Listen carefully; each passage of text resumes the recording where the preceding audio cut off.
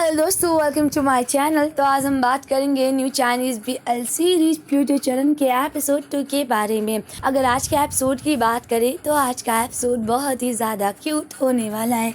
तो चलिए इस क्यूट से एपिसोड की शुरुआत करते हैं। अगर आप मेरे चैनल पर नए हैं तो प्लीज़ सब्सक्राइब ज़रूर कीजिएगा। एपिसोड की शुरुआत में दिखाया जाता है किस तरह हमारा हीरो जो कि दूसरी दुनिया में आ गया है और जिसका नाम चैन्यू रहता है। चैन्यू चैंसी से मिलता है। चैंसी कहता ओ तुम तो वही हो ना जिससे मैं सुबह मिला था।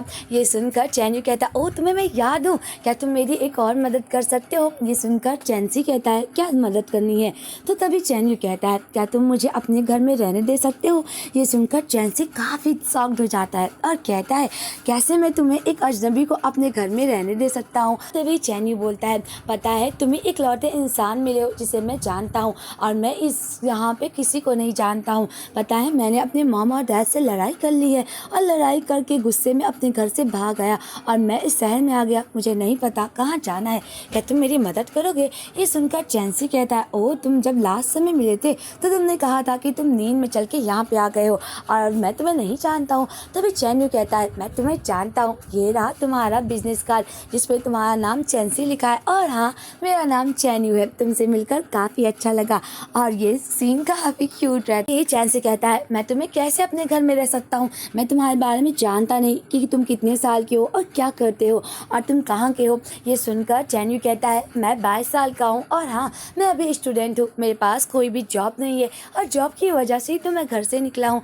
और तभी चैंसी कहता है ओ मेरी उम्र 23 साल है। ये सुनकर चैन्यू कहता है ओ मतलब तुम मुझसे बड़े हो, तो तुम मेरे भाई हुए, तो क्या तुम प्लीज़ मुझे अपने घर में रखने दे सकते हो। प्लीज़ प्लीज़ मैं किसी और को नहीं जानता हूँ, प्लीज़ मेरी एक बार तो मदद कर दो। ये सुनकर चैंसी कहता है मैं तुम्हें रहने दे सकता हूँ, पर मैं एक बात बता दूँ कि आज से पहले मैंने कभी भी अपने घर में किसी को रहने की जगह नहीं दी है और हाँ मैं लड़कों को पसंद करता हूँ, क्या तब भी तुम मेरे साथ रहने आओगे। तब भी चैन्यू कहता हाँ ज़रूर, मुझे इससे कोई फ़र्क नहीं पड़ता है, शुक्रिया मुझे अपने घर में आने देने के लिए। और चैंसी कहता है मतलब तुम पूरे दिन यही कपड़े में पूरे शहर को घूमे हो। तो चैन्यू हंसता है और कहता हाँ ये लंबी कहानी है। और तभी चैन्यू कहता है पर मुझे लगता है कि तुम्हें जैकेट पहन लेना चाहिए, तो तुम्हें ठंडी लग जाएगी और हाँ सबसे पहले अपने रहने के लिए एक जगह ढूंढो जहाँ पे तुम रहो नहीं। और ये सुनकर चैन्यू कहता ओ तुम कितने प्यारे हो, तुम मेरी फिक्र करते हो। और तभी दिखाया जाता है कि इस तरह चैंसी चैन्यू को जैकेट देता है और चैन्यू उसकी जैकेट को पहन लेता है। दूसरी तरफ पहली बार चैन्यू चैंसी के घर पे आता है और जैसे ही उसके घर पे आता है उसके घर के इंटीरियर डिज़ाइन को देखकर काफ़ी खुश हो जाता है क्योंकि चैन्यू एक इंटीरियर डिज़ाइन है और अपने घर को वो खुद ही डिज़ाइन कर रहा है। ये देखकर चैन्यू कहता है सच में तुम्हारा घर बहुत ही ज़्यादा प्यारा है, मैंने कभी नहीं सोचा था कि मेरे टेस्ट से भी ज़्यादा कोई टेस्ट मुझे पसंद आएगा। सच में तुम्हारा घर काफ़ी ज़्यादा खूबसूरत है, ये तो मेरा ड्रीम हाउस हो सकता है और क्या मैं एक रूम में सो सकता हूँ। और तभी चैंसी कहता हाँ जो बगल में रूम है वो तुम्हारा रूम है। ये सुनकर चैन्यू काफ़ी खुश हो जाता है कि चैंसी ने उसे इतना बड़ा सा रूम दिया है उसे रहने के लिए।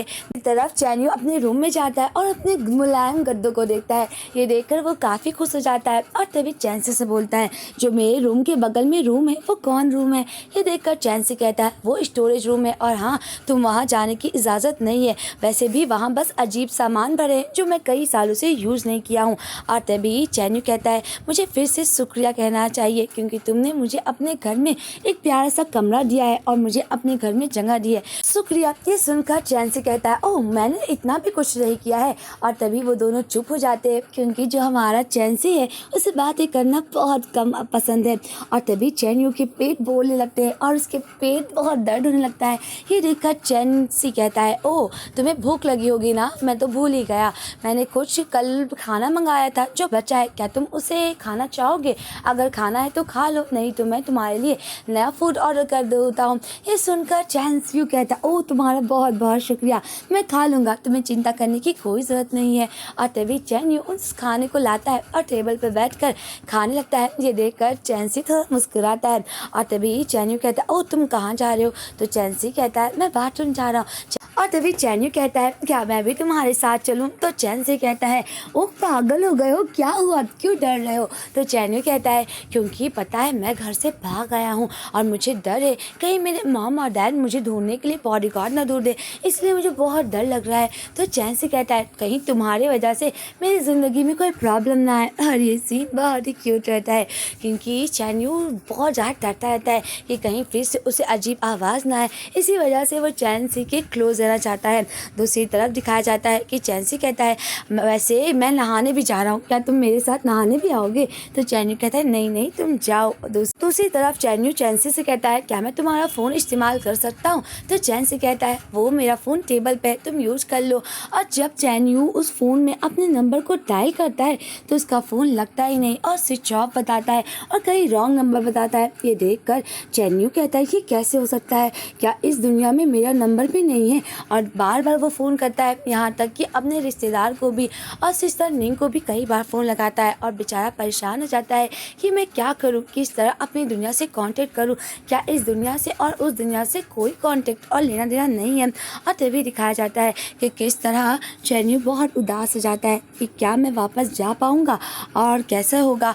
और तभी वो कुछ न्यूज़ देखता है और जिस पर वो काम कर रहा होता है उसके बारे में उसे पता चलता है कि इस दुनिया में उससे कुछ लेना ही देना ही नहीं है और उसकी दुनिया और ये दुनिया एक दूसरे से बिल्कुल अलग है। और ये जब चैन्यू को पता चलता है उदास होता है और जान जाता है कि ये दुनिया और वो दुनिया एक दूसरे से बिल्कुल अलग है। दूसरी तरफ दिखाया जाता है कि इस तरह चैंसी बात करता रहता है अपने बॉस से और तभी उसकी बॉस कहती है कि मुझे लगता है कि तुमने जिस पेपर पर साइन किया था वो हम लोगों ने खो दिया है, तो इसलिए आकर उस पर साइन कर दो। दूसरी तरफ जब चैंसी चैन्यू को उठाने के लिए जाता ही रहता है और तभी दूसरी तरफ दिखाया जाता है कि इस तरह चैन्यू सोता रहता है। तभी अचानक फिर से उसे बूढ़े आदमी की आवाज़ आती है और जो कहता है याद है वक्त आ गया है। ये सुनकर चैन्यू उठ जाता है और कहता है मैं यहाँ पे फिर भी हूँ, क्या ये मेरा सपना नहीं है? तभी चैन्यू कहता है ये क्या वही आवाज़ थी जो कि क्लॉक ओनर की थी? ये सुनकर चैन्यू काफ़ी परेशान रहता है और कहता है मुझे ये सपना क्यों बार बार आता रहता है। दूसरी तरफ दिखाया जाता है कि इस तरह चैन्यू को लगता है कि चैंसी घर पे नहीं है, पर जब वो नीचे जाता है तो उसे एक कुछ आवाज़ आती है और वो जान जाता है कि अच्छा हुआ वो घर पर ही है, पर उसे कोई मिलने के लिए आया है। पर मैं अगर जाऊँगा तो मुझे समझाने में बहुत कुछ लग जाएगा कि मैं कहाँ हूँ, कहाँ से आया हूँ, इससे अच्छा मैं जाता ही नहीं और नहा लेता हूँ। दूसरी तरफ चैंसी की बॉस कहती मैंने वो डॉक्यूमेंट्स तो खो दिया था जिसपे तुम्हारा साइन था, इसीलिए मैं खुद ही उस डॉक्यूमेंट पे साइन कराने के लिए आई हूँ कि फिर से वो डॉक्यूमेंट ना खोए। ये सुनकर चैंसी कहता है ओह आप नहीं, तुम्हें आने की बिल्कुल भी ज़रूरत नहीं थी, मैं आ जाता है ना। और तभी उसकी बॉस बातें करती रहती है कि तभी वहाँ पर वो एक लॉकेट देखती है और ये लॉकेट चैंसी की थी रहती है या चैन्यू को, ये तो आपको आगे के एपिसोड में पता चलेगा। और दिखाया जाता है किस तरह निंग उसे देखती और कहती है मुझे लगता है कि तुम्हारा नहीं है और क्या तुमने घर में किसी लड़की को छुपाया है, क्योंकि ये नेकलेस तो लड़की का है। और ये नेकलेस को वो निंग ले लेती है। चैंसी कुछ कह भी नहीं पाता है। दूसरी तरफ चैन्यू नहा के आता है तो उसे अपने बाल को सुखाने के लिए हेयर ड्रायर की ज़रूरत होती है, इसलिए वो सोचता है कि जाऊँ मैं हेयर ड्रायर मांग लूँ।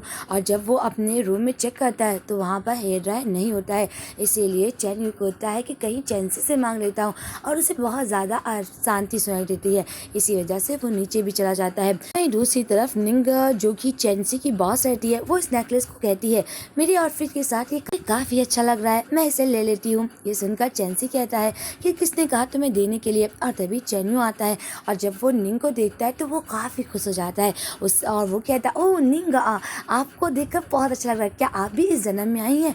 पता है मैं बहुत ज़्यादा उदास हो गया था कि मैं इस दुनिया में अपनों से कभी नहीं मिल पाऊँगा, शुक्रिया मुझसे मिलने के लिए। पर जो निंग रहती है वो कहती है तुम किसके बारे में बात कर रहे हो, क्या हम लोग एक दूसरे से पहले मिले हैं? और तभी चैन्यू कहता है ये इतना अलग तरह से ड्रेसअप क्यों करी है? वो मैं सिस्टर निंग को जानता था, वो ऐसे कपड़े तो बिल्कुल भी नहीं पहनती थी, क्या ये दोनों अलग हैं? और तभी चैन्यू उस लॉकेट को उसके हाथों में देखता है और कहता है क्या ये नेकलेस आप मुझे दे सकती हैं? मुझे पास से इसे देखना है। ये देखकर निंग कहती है ओह तुम्हें इसे पास से देखना है और अगर तुम चाहते हो ये नेकलेस तुम्हें मिल जाए पर तुम्हें कुछ मुझे पे करना होगा। ये सुनकर चैन्यू कहता है मेरे पास अभी तो पैसे पैसे भी नहीं है जो मैं तुम्हें देकर इस नेकलेस को खरीद सकता हूँ। ये देखकर वो निंग कहती है, तुम अपने आप को ही बेच सकते हो। मुझे लगता है कि हम लोगों को एक होस्ट की ज़रूरत है और तुम काफ़ी अच्छे उस पद के लिए बैठोगे, तो क्या तुम मेरे कंपनी के लिए एक होस्ट का काम करना पसंद करोगे?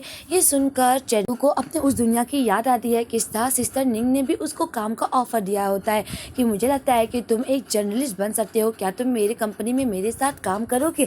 और सिस्टर निंग के साथ चेन्नू हाथ मिलाता है और आज निंग भी उसे काम का मौका देती है और कहती है, ये रहा हमारी कंपनी का कार्ड और अगर तुम अपना जवाब बदलोगे तो प्लीज़ मुझे बताना।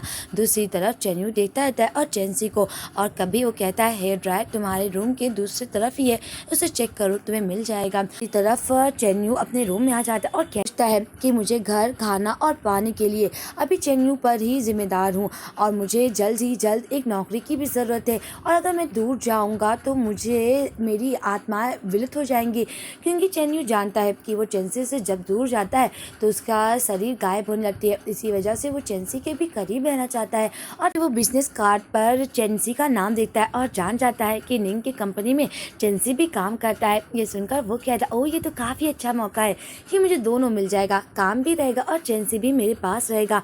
और दूसरी तरफ चेन्नू चेंसी के पास आता है और कहता है, मुझे गलत मत समझना कि तुम और निंग साथ में काम करते हो, मुझे लगता है कि तुम दोनों का रिश्ता बॉस और कलीग का है, पर तुम दोनों को देखकर ऐसा लगता है कि ये तुम दोनों दोस्त की तरह हो, क्या वो तुम्हारी गर्लफ्रेंड है? ये सुनकर चेंसी को काफ़ी गुस्सा आता है और कहता है, इस अगर आप साथ में रहते हो तो इसका मतलब ये नहीं वो आपकी गर्लफ्रेंड हुई और आप उससे प्यार ही करते हो। मुझे ये सुनकर चेंसी कहता है, ओह ऐसी बात है। चेन्नू कहता है, मैंने बस उसकी इसलिए मदद की क्योंकि वो अपनी अभी नई नई कंपनी बना रही थी, मैं बस उसकी कंपनी को थोड़ा डिज़ाइनर कर रहा और उसकी मुझे कोई भी ज़रूरत नहीं है और मैं उसके साथ काम भी करना नहीं चाह रहा, और हाँ अगर तुम्हें काम करना है तो तुम कर सकते हो। चेन्नू बोलता है, पर वो बहुत ज़्यादा खूबसूरत है। चेंसी कहता है कि अगर वो खूबसूरत है तो क्या मैं उसे इसलिए डेट करूं? मुझे लगता है कि मुझे इसलिए लोगों के साथ डेट करने की कोई ज़रूरत नहीं है। पर इन सब में चेंसी काफ़ी गुस्सा हो जाता है और उसे चेन्नू की बात बिल्कुल भी नहीं पसंद आती है और कहता है कि मुझे लगता है कि तुम्हें मेरी चिंता करने के बजाय अपने बारे में सोचना चाहिए। अगर चेंसी अपने रूम में आ जाता है और तभी चेन्नू आता है और कहता है, अगर मेरी बातों का तुम्हें बुरा लगा हो तो मुझे माफ़ कर दो।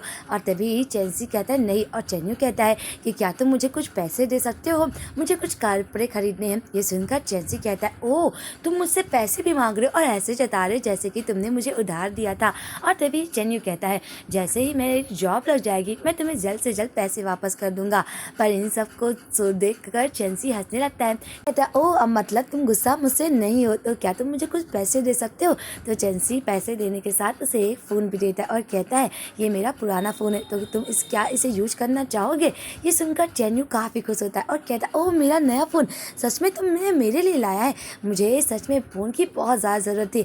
और ये कहकर वो चेंसी को गले लग जाता है और इन दोनों का बहुत ही क्यूट मोमेंट दिखाया जाता है। और तभी चेन्नू कहता है, मुझे लगता है कि अगर तुम्हें कपड़े की ज़रूरत है तो मेरे पास कुछ कपड़े हैं जो मैं पहनता नहीं, क्या तुम इसे ट्राई करना चाहोगे?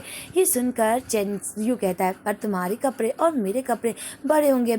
और वो दोनों बात करते ही रहते हैं कि तभी चेन्नू गुनगुनाने लगता है। ये देखकर चेन्नू कहता है, ओह मुझे बहुत भूख लगी है। चेंसी कहता है, तुम वो टेबल पे रखी मिठाई खा सकते हो, मैं तुम्हारे लिए खाना बनाता हूँ। ये देखकर चेंसी कहता है, ओह तुम्हें खाना भी बनाता है। और यहीं पर इस एपिसोड का एंड होता है। मिलते हैं नेक्स्ट एपिसोड के एक्सप्लेनेशन के साथ। आज के लिए बस इतना ही, और आपको ये एपिसोड कैसा लगा प्लीज़ कमेंट में ज़रूर बताइएगा। मिलते हैं नेक्स्ट एपिसोड के एक्सप्लेनेशन के साथ। आज के लिए बस इतना ही, बाय बाय। इस वीडियो में जो भी दिखाया गया है वो सिर्फ मनोरंजन के रूप में दिखाया गया है, दर्शकों को किसी भी चीज़ के लिए प्रेरित नहीं किया जा रहा है।